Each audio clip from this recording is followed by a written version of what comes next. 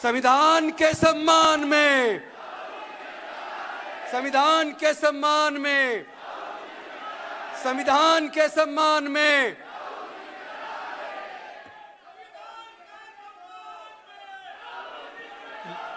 लीलाताई चिताले जी, देवजी तोफा जी, अनिल जैहिंद जी, डॉक्टर चौधरी जी, एडवोकेट असीम सरोटे जी, नगेश चौधरी जी, श्री फिरदौस मिश्रा जी, अशोक राय भाटवकर जी, उमेश कोरम जी और civil society के हमारे सारे के सारे मेंबर्स, आपका मैं यहां स्वागत करता हूं। नमस्कार, कैसे हैं आप? ठीक है।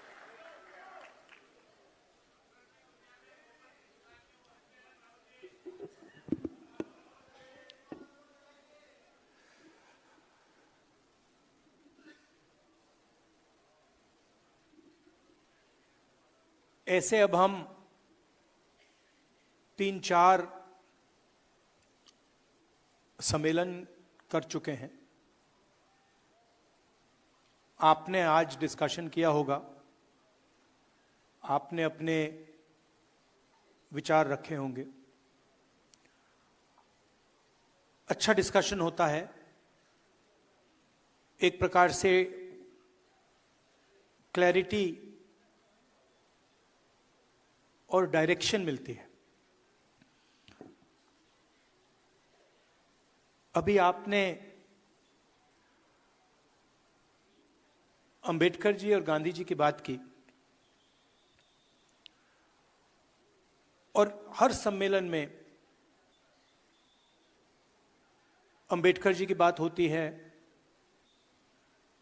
गांधी जी की बात होती है, शिवाजी महाराज, महात्मा फूले जी, सावित्री फूले जी, संत तुकाराम जी, बहुत सारे नाम हैं, साहू महाराज जी, बिरसा मुंडा जी, अंबेडकर जी, गांधी जी, उसमें बुद्ध भगवान का नाम जोड़ा जाता है, बसवना, नारायण गुरु। हर प्रदेश में आपको ऐसे 2-3 नाम मिलेंगे।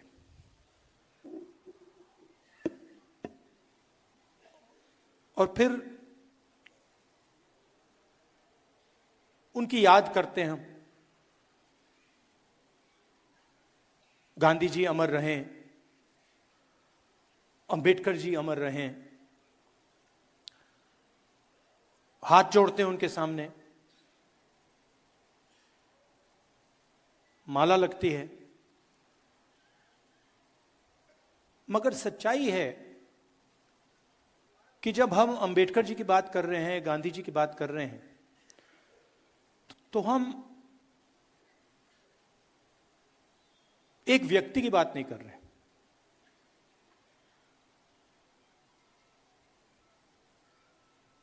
क्योंकि अगर हम अंबेडकर जी की बात करें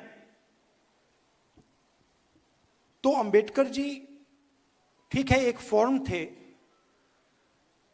एक शरीर थे,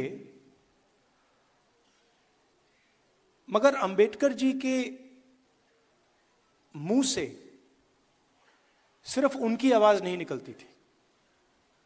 जब अंबेडकर जी बोलते थे तो करोड़ों लोगों की आवाज, करोड़ों लोगों की आवाज उनके मुंह से निकलती थी। अगर सिर्फ अंबेडकर जी की आवाज निकलती तो हम उनका याद नहीं करते। हम उनका याद इसलिए करते हैं क्योंकि जब अंबेडकर जी बोलते थे तो दूसरों का जो दुख था, दूसरों का जो दर्द था, वो उनके मुंह से निकलता था। मैंने उनकी किताबें पढ़ी हैं, चाहे एनालिसिस ऑफ सेल्फ हो, एनालिसिस ऑफ कास्ट हो, बुद्धिज्म पे, काफी पढ़ा है, और जब आप अंबेडकर जी को पढ़ेंगे तो दिखता है कि यह व्यक्ति अपनी बात नहीं कर रहा है, यह व्यक्ति दूसरों की बात कर रहा है। और इस व्यक्ति के अंदर, जो हर नेता के अंदर लड़ाई होती है,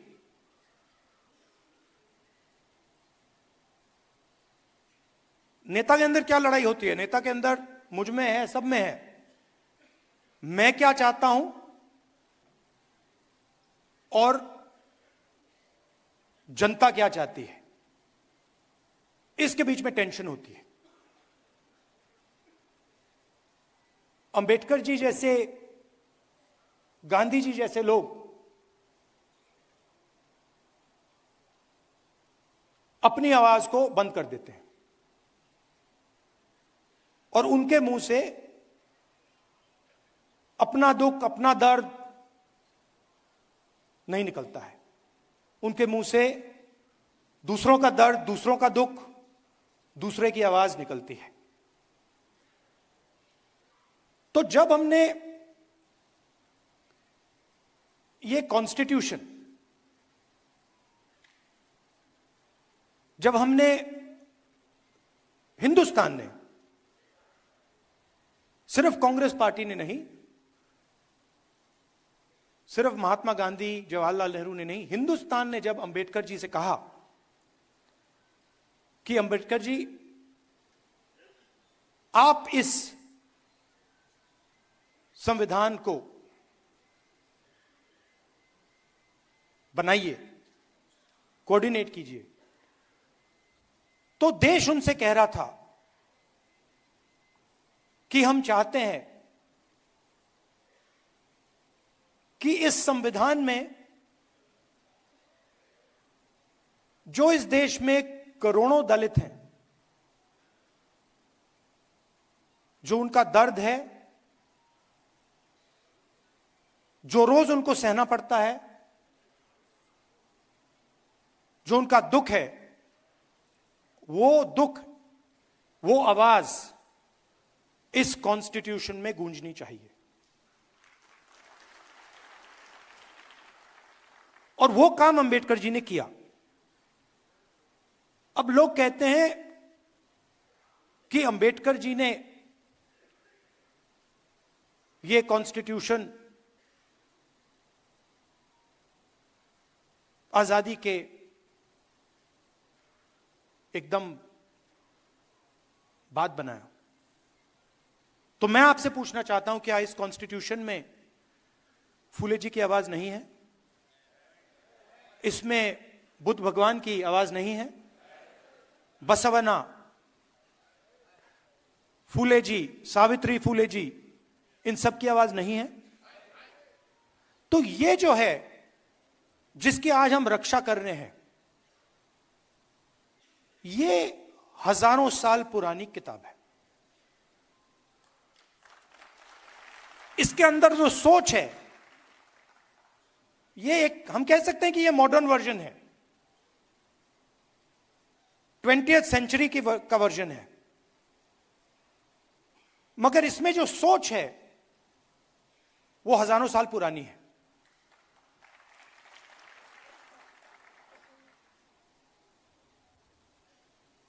जो इसमें कहा जा रहा है वही बुद्ध भगवान ने कहा, वही अशोक ने कहा, वही इन सब महापुरुषों ने कहा, वही अंबेडकर जी ने कहा, वही गांधी जी ने कहा। और इसके पीछे हिंदुस्तान का एक विजन है। यह सिर्फ एक किताब नहीं है, यह एक जीने का तरीका है, मरने का तरीका है, कि अगर हम जिएंगे, देश में जिएंगे, तो एक दूसरे का आदर करेंगे, रिस्पेक्ट करेंगे, और जितनी जगह हम चाहते हैं उतनी ही जगह हम दूसरे को देने के लिए तैयार होंगे। इसमें कहीं नहीं लिखा कि एक व्यक्ति हिंदुस्तान की पूरा धन, हिंदुस्तान की पूरी शक्ति, हिंदुस्तान का भविष्य छीन सकता है।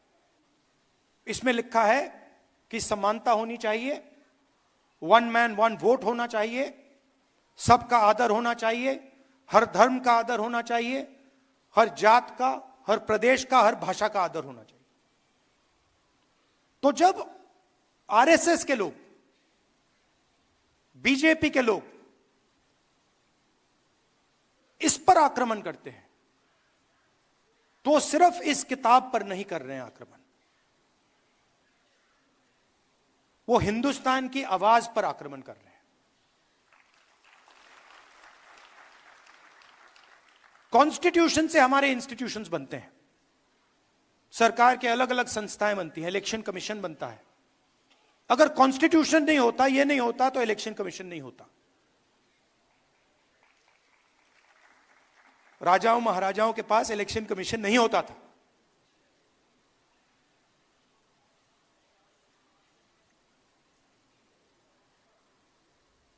तो इससे हिंदुस्तान का एजुकेशन सिस्टम,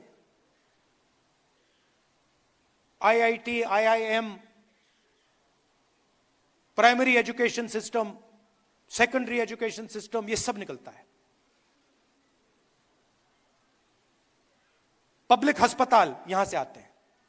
इसको आप मिटा दीजिए, आपको एक पब्लिक अस्पताल नहीं मिलेगा, एक पब्लिक स्कूल नहीं मिलेगा, एक पब्लिक कॉलेज नहीं मिलेगा, सब गायब हो जाएगा।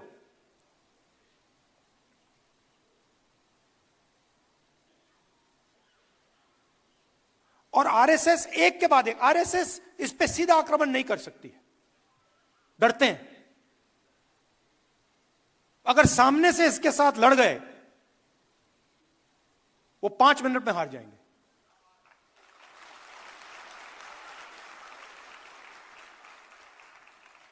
सामने से नहीं आ सकते। वो जानते हैं कि जिस दिन वो सामने से आ गए,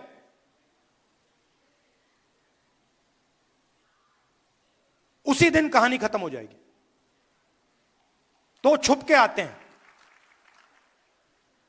अलग अलग शब्दों के पीछे छुप के आते हैं। विकास, प्रगति, इकोनॉमी, अलग अलग शब्दों के पीछे छुप के आते हैं, मगर लक्ष्य पीछे से इसमें छुरा मारने का है। अच्छा, दम होता तो आगे से आते, दम होता तो कहते भैया आ रहे हैं, और हम भी कहते भैया आ जाओ।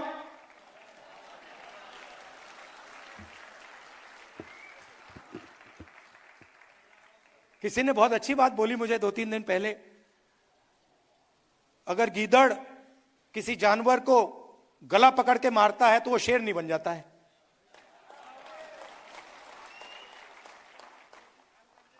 तो सामने से नहीं आते, पीछे से आते हैं, छुप छुप के आते हैं।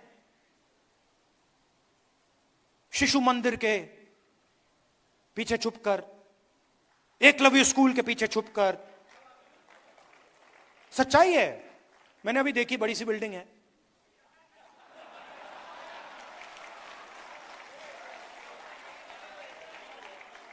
हजारों करोड़ की होगी जमीन। ये शिशु मंदिर का पैसा आया कहां से? ये मध्य प्रदेश की सरकार का पैसा है, राजस्थान की सरकार का पैसा है, बाकी प्रदेशों की सरकार का पैसा है, नेशनल हाईवे का पैसा है। उसको आप कह सकते हो विकास का पैसा है, गुजरात मॉडल का पैसा है, अंबानी अदानी का पैसा है। तो बीच में राहुल गांधी की आवाज नहीं, बीच में से एक और आवाज निकली। नहीं, वो दूसरी है, वो दूसरी वाली है। मगर बीच में मैं सुन रहा था। अब मेरा काम जनता की आवाज सुनने का है, तो मैं सुन रहा था और पहले एक छोटी सी आवाज आई, छोटी सी थी, जाति जनगणना। वो कोने से आई, वो ऐसे मतलब अगर मीटिंग हो, वो 200-300 लोगों ने नहीं कही, वो एक आदमी आया कोने से, कहता है जाति जनगणना। और फिर आस्ते आस्ते वो जाति जनगणना, जाति जनगणना, जाति जनगणना फैलती जा रही है। इसको हमने जाति जनगणना नाम दिया है। जैसे अंबेडकर जी की सोच, बसवना, गांधी जी की सोच को हमने यह नाम दिया है कॉन्स्टिट्यूशन, वैसे ही जाति जनगणना को हमने नाम दिया है। मगर जाति जनगणना का असली मतलब न्याय है। क्योंकि अगर इस देश में 90% लोगों के पास कोई पावर ही नहीं है, कोई पैसा नहीं है, कोई धन नहीं है, कोई एसेट्स नहीं है,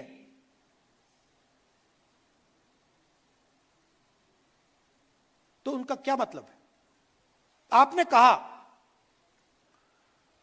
यह शब्द बहुत यूज होता है आजकल, समानता, सॉरी, आदर, रिस्पेक्ट।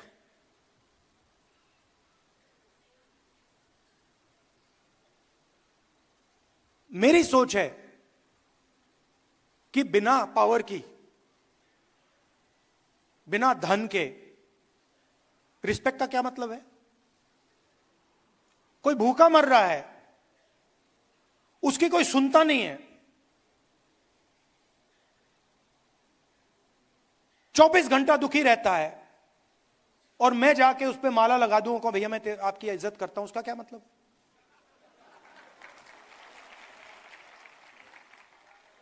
उससे अच्छा उसे शक्ति दो, उसके लिए रास्ते खोलो,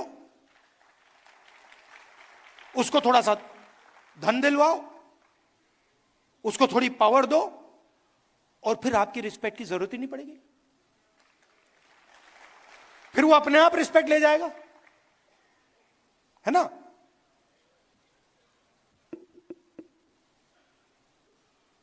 तो मैं चाहता हूं कि ये जो सबसे बड़ा सवाल हमारे सामने है, और ये छुपा हुआ है, इसकी झलकें दिखती हैं, हर रोज दिखती हैं। कल मैं रायबरेली में, हमारी एक मीटिंग होती है, एमपीज की मीटिंग होती है, दिशा मीटिंग, उसमें गया। गलती से मैंने कह दिया, भैया ये जो सब अफसर हैं, अपना परिचय कर दीजिए।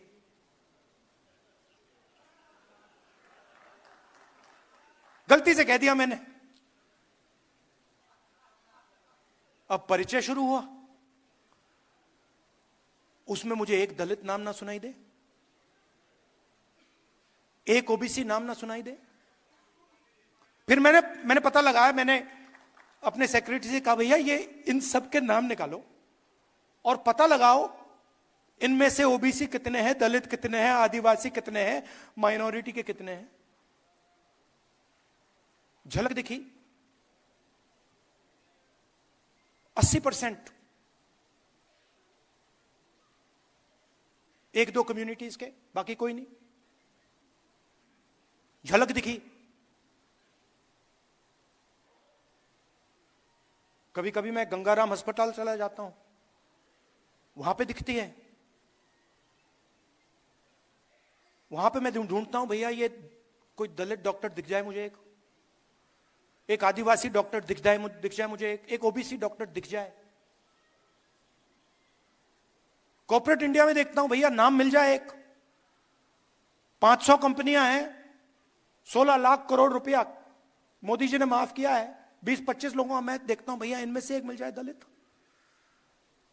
एक आदिवासी यहां मिल जाए। एक जनरल कास्ट का गरीब मिल जाए, ओबीसी मिल जाए, कोई नहीं मिलता। तो अगर आप देखना चाहते हो सब जगह दिखेगा।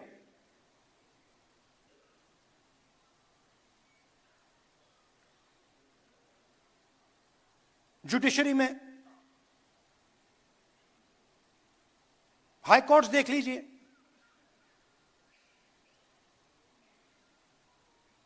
बड़े बड़े अफसरों को देखिए, 90% हिंदुस्तान उसमें आपको दिखेगा ही नहीं।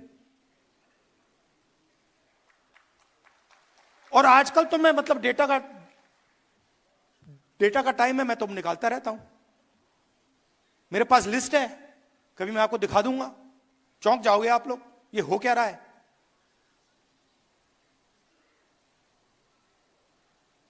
अदानी जी की कंपनी में मैंने मैनेजमेंट टीम को देखा, कौन लोग हैं ये? उसमें आपको एक दलित नहीं मिलेगा, एक ओबीसी नहीं मिलेगा, एक आदिवासी नहीं मिलेगा। 5% लोग हिंदुस्तान को चला रहे हैं। स्टॉक मार्केट ऊपर जाती है, वही 5% को फायदा होता है। पॉलिसी बनती है, उन्हीं 5% का फायदा होता है। 16 लाख करोड़ रुपए उनके माफ हो जाते, कोई चू नहीं बोलता। और मैंने कर्नाटक में कह दिया भैया किसानों का कर्जा माफ होगा, मतलब मीडिया में 24 घंटा 24 घंटा, ये देखो राहुल गांधी किसानों की आदत बिगाड़ रहा है, ये पागल हो गया, ये किसानों की आदत बिगाड़ रहा है। अच्छा भैया, आपने उन 25 लोगों की आदत नहीं बिगाड़ी कि 16 लाख करोड़ रुपए आपने पकड़ा दिए उनको।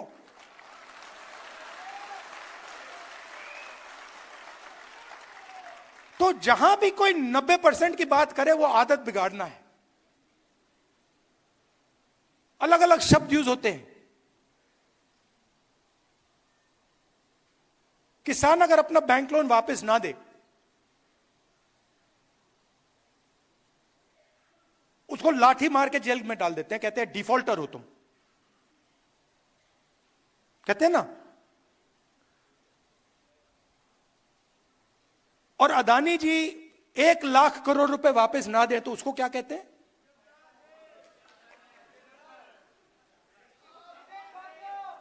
देशभक्त। एक को डिफॉल्टर बना देते हैं और दूसरे को बिजनेसमैन नाम दे देते हैं। वो बेचारा जेल चला जाता है और ये प्राइवेट हवाई जहाज में मतलब विदेश जाता है।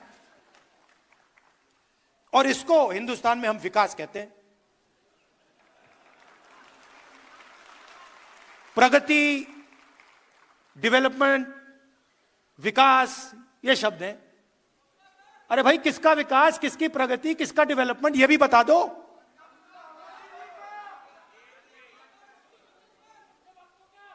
तो इसीलिए ये जो छोटी सी आवाज निकली जाति जनगणना ने, इसने मोदी जी की नींद बंद कर दी। नहीं, मेरे वजह से नहीं हुआ भैया, मैंने जो आपको बोला, ये मेरा काम, मैं एम्पलीफायर हूं।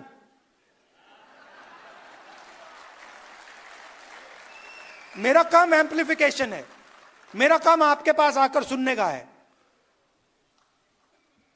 मेरा काम, जो मेरा लक्ष्य है ना, उसको खत्म करने का, उसको मारने का है। जो मेरे अंदर लक्ष्य है कि भैया मुझे ये चाहिए, मुझे वो चाहिए, मुझे वो चाहिए, उसको मारने का है। मैं हर रोज सुबह उठकर उसको मारता हूं। और मेरा काम आपकी आवाज, जो हिंदुस्तान के गरीब लोग हैं, उनकी आवाज सुनने का है। ये मुझ में कोई कंफ्यूजन नहीं है। तो ये आवाज निकली छोटी सी, पहले कहती है भैया जाति जनगणना, मैंने सुना, फिर थोड़ी फैली, फिर और फैली, और फिर उसके बाद मैं देख रहा था मोदी जी का चेहरा बदलने लग गया। ये क्या हो रहा है? देश की जनता न्याय कैसे मांग रही है? जाति जनगणना से सब कुछ साफ हो जाएगा। हिंदुस्तान के हर गरीब व्यक्ति को, चाहे वो जनरल कास्ट का हो, दलित हो, आदिवासी हो, पिछड़े वर्ग का हो, माइनॉरिटी हो, महिला हो, जो भी, सबको पता लग जाएगा कि इस देश में हमारे हाथ में कितनी पावर है, हमारे हाथ में कितना धन है, मतलब हमारा क्या रोल है। और मैं गारंटी देके कह रहा हूं कि जब हम हिंदुस्तान के एसेट्स को देखेंगे, हिंदुस्तान की पूंजी को देखेंगे, उसमें आपको दिखेगा कि वहां पे ना कोई दलित है, ना कोई आदिवासी है, ना कोई पिछड़ा है।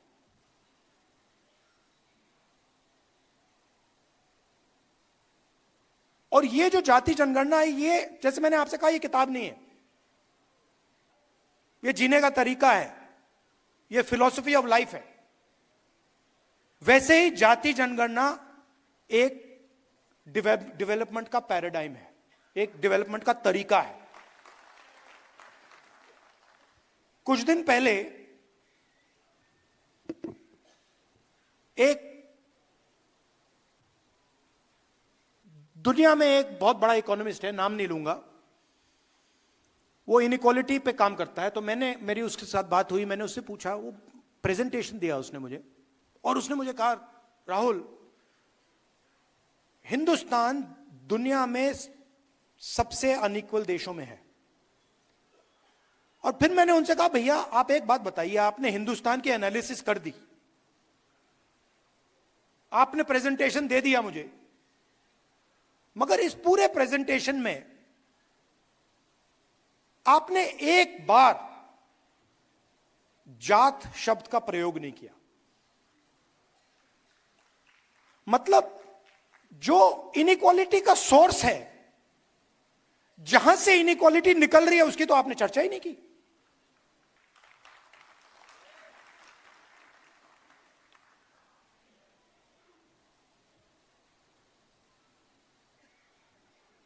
मेरे एक दो दोस्त हैं, कभी कभी बात हो जाती है, जनरल कास्ट के लोग हैं। तो एक दिन मेरा एक दोस्त कहता है, मुझे तो जात नहीं दिखती। मैंने कहा, तुझे कहां से दिखेगी?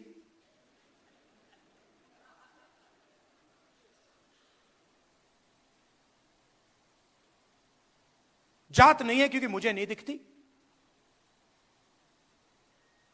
आपको नहीं दिखेगी वो। अगर आप उसको देखना चाहते हो तो आपको ढूंढना पड़ेगा, मगर दलित को नहीं ढूंढनी पड़ेगी। दलित को रोज दिखती है, पिछड़ों को रोज दिखती है, आदिवासियों को रोज दिखती है, महिलाओं को भी दिखती है। तो जाति जनगणना से क्लैरिटी आ जाएगी, नया पैराडाइम बनेगा। और इसीलिए बीजेपी के लोग, आरएसएस के लोग, मैं आपको बता रहा हूं, अभी वहां पे डिस्कशन चल रहा है जाति जनगणना के बारे में, बड़ी मीटिंग चल रही है, क्या पोजीशन लें, क्या कहना चाहिए। मैं कहना चाहता हूं, कुछ भी कर लो, जाति जनगणना होने वाला है। आपको जो डिस्कशन करने हैं, मीडिया में जो लिखवाना है लिखवा लो। हिंदुस्तान की जनता ने निर्णय ले लिया है, जाति जनगणना होगा, और ये 50% वाली जो आपने बना रखी है दीवार, इसको तोड़ा जाएगा।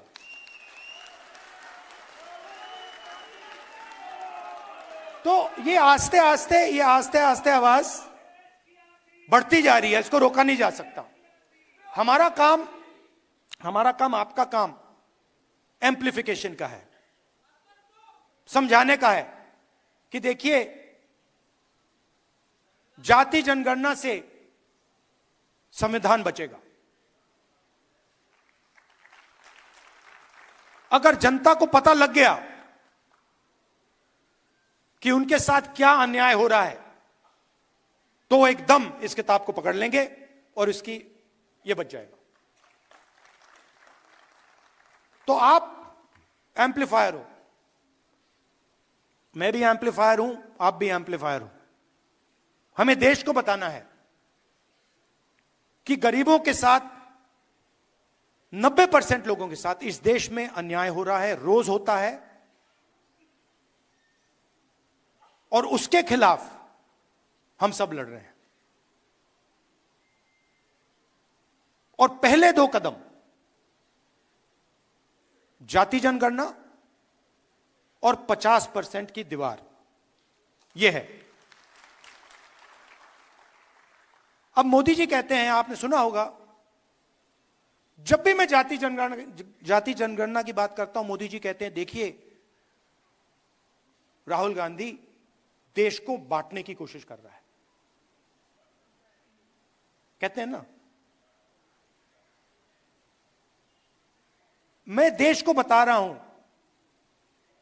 कि 90% लोग इस देश की प्रगति में शामिल ही नहीं है। मैं देश को बता रहा हूं कि कॉर्पोरेट इंडिया में, मीडिया में, जुडिशरी में 90% लोग हैं ही नहीं। 100% करेक्ट। अच्छा, अगर आपको देखना है, अगर आपको आदिवासी, दलित, पिछड़े लोग देखने हैं, मैं आपको बता दूंगा कहां मिलेंगे। जेल में, मनरेगा की लाइन में, मैन्युअल लेबर में। ये जो सड़कें बनती हैं, ये जो इमारतें बनती हैं, ये जो इमारत बनी है, ये 90% ने बनाई है। ये जो है ये 90% ने बनाया है। मगर इसका फायदा उसको नहीं मिला, इस इमारत का फायदा उसको नहीं मिला। बस तो यही सवाल है, यही सवाल मैं उठा रहा हूं और मुझे बहुत अच्छा लग रहा है, मजे आ रहे हैं मुझे। जहां भी जाता हूं मैं, मतलब खुशी से जाता हूं, आप जैसे लोगों से मिलता हूं। थिंकिंग एक ही है, आप मुझे समझते हो, मैं आपको समझता हूं। मतलब मैंने इतना लंबा भाषण दे दिया, मैं आपको कह रहा हूं, अगर मैं यहां आके 2 मिनट बोल देता, आप समझ जाते। जो मैंने आधे घंटे में बोला है, आप 5 सेकंड में समझ जाओगे। सही पकड़े, आपकी नियत, मेरी नियत साफ है।